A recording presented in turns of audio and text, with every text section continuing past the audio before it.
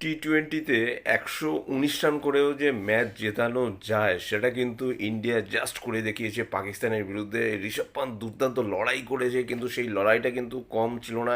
মাত্র 120 রান ছিল টার্গেট, এবং কিন্তু সেই টার্গেট থেকে মাত্র 7 রান দূরে থেকেছে, এবং 7 রানে কিন্তু ইন্ডিয়া জিতে গেছে ম্যাচটা। দুর্দান্ত একটা ম্যাচ হয়েছে, এরকম একটা টান টান উত্তেজনাপূর্ণ একটা match, India versus Pakistan match, টি-20 ম্যাচ।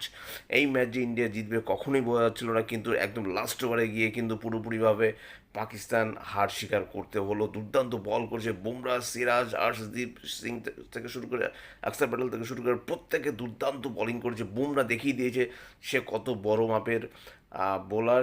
কিছুটা রিজওয়ান কিছুটা রান করে গেছে, কিন্তু এছাড়া কেউই টিকতে পারেনি। ইন্ডিয়া দুর্দান্তভাবে কিন্তু জয় পেল টি-20 ওয়ার্ল্ড কাপে, আবার পাকিস্তানকে হারিয়ে দিল ইন্ডিয়া।